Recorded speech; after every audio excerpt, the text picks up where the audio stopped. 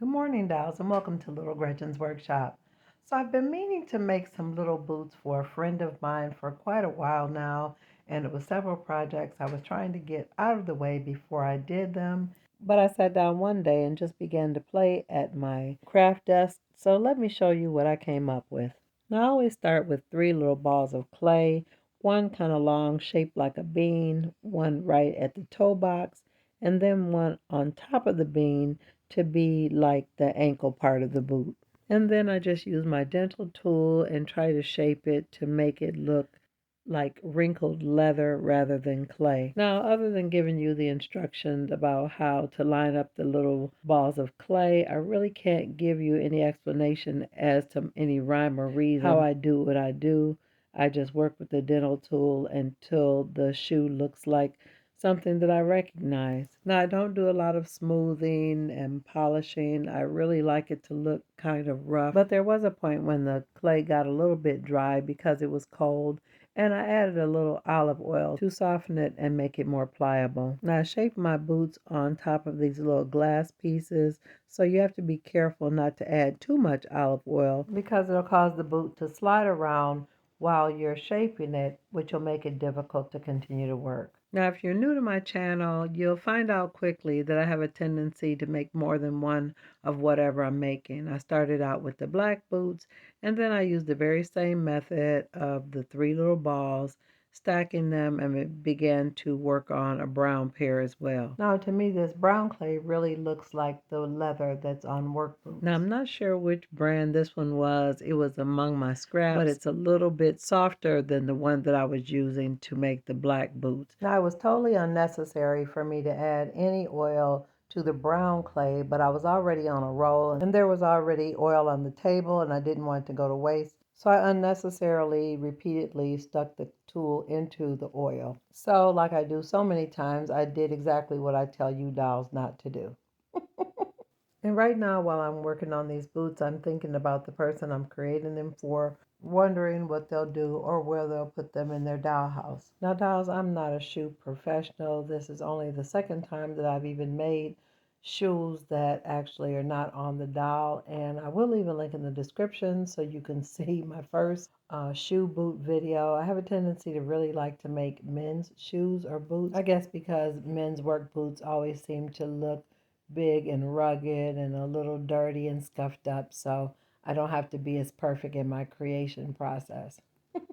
Now, again, dolls, I'm actually just playing and just trying to see what the clay will do and how realistic I can make it. It's kind of fun trying to make clay look like leather, especially old leather with wrinkles and folds. I actually want them to almost look scuffed up and rugged like they've been used in a garden or a farm. Now here I'm adding some little skinnies of clay along the top part of the boot to make the part that goes around the ankle a little bit higher. That's definitely not something you have to do, but I just did it to, again, make it look more like a work boot than a casual boot. Now, after I added those little skinny pieces around the ankle part, I definitely had to work them in to blend them because I didn't want that piece of clay to look too defined. I wanted it to blend in and almost look like leather that had been scrunched down. And I also want to alert you that sometime when you're working with things like this, especially with clay to create certain things, the creative process is usually not pretty and it's going to look clunky and it's going to look really pre-K and lumpy for a good little while. But keep working at it. It'll get better. Now, if you want to take more time smoothing and really bringing out the details of boots, definitely take as much or as little time as you need. So after I made the black boots and the brown boots, I went on to make some boots that were brown and black. And it was really fun and kind of interesting because using the two different tone clays, the black clay seemed to have kind of a shiny effect to it, and the other one was more of a matte finish, so that made it look as though there are two different types of leather. So that was a lot of fun. It was really interesting how different each boot looked. And the reality is you're only limited by your imagination. The possibilities are endless. Now, when baking your clay, make sure you follow the instructions on the back of your polymer clay package and never microwave them.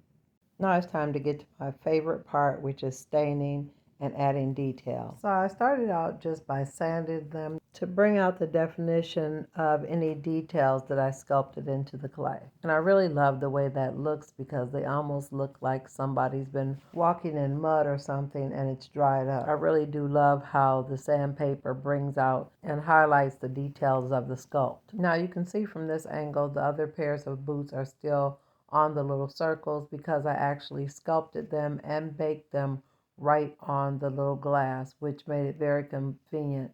And if you don't have those little glasses like that, they sell individual tile pieces at any local home store. Now here you see me just removing the boot from the glass. It's not going to break. It's not permanently stuck to the glass. You just have to break the seal between the glass and the clay. Now at this point I'm trying to decide whether or not I want to sand these black ones, but I really think that sanding does a lot for the details. Now originally I wasn't going to sand the second pair of black boots, but there were a few little sharp edges I wanted to smooth down because I thought they would look a little unnatural. Now after sanding I did use my craft knife to kind of shave off some of the edges that were like what I call spillover on the base of the shoe. Now this may be something you want to try and do first and then sand it. So I just have to say I'm excited about how these little boots turned out. Now on to my finishing. So I mixed up a little bit of my alcohol and acrylic paint wash, and the acrylic paint I'm using is very similar to the color of the clay. Now I use the alcohol instead of water to mix with my acrylic paint because I feel like it leaves behind a nicer stain.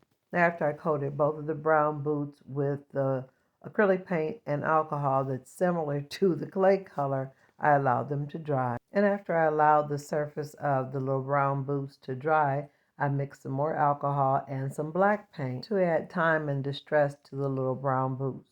Now all these little extra steps are totally up to you. Again, you can do as much or as little as you like to create the effect you want, or you could totally paint them a different color other than the color of the clay. Now I played around with alcohol and paint wash for way longer than was probably necessary. But again, as I mentioned, this is my favorite part. So it's almost time for me to pull everything together and show you my finished shoes. But before I show you my finished shoes, let me show you the shoes I made about a year ago. Now these are my little shoes and they're very similar to the ones that I made this time.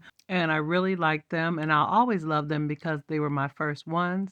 And I will leave a link in the description from when I created these first boots. And when I show you my first creations and put them side by side with the things that I'm making now, it's not for criticism, it's more for observation to see my progress or improvement. So I can look at my features, my technique, the scale, so that when I make a third attempt to create boots, I'll pull out all the best features of everything I learned in these first two attempts. You can see with these boots, I added a little silver paint around the holes, which are the grommets for the shoelaces.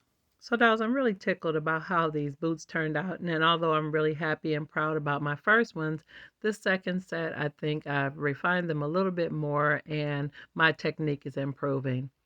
So if you enjoyed this video today and want to see more content like this, go ahead and subscribe and always look for me on Mondays and Wednesdays after 7:30 p.m. Eastern Standard Time. I'm really excited about these boots. I hope my friend likes them. I hope I can get to the post office soon so I can send them off because I want her to have them as soon as possible. I wonder if any of you all can guess who I made these boots for. If you know, don't say anything because I want it to be a surprise. And I'm looking forward to seeing you all on the next episode of Little Gretchen's Workshop. Bye bye now, dolls.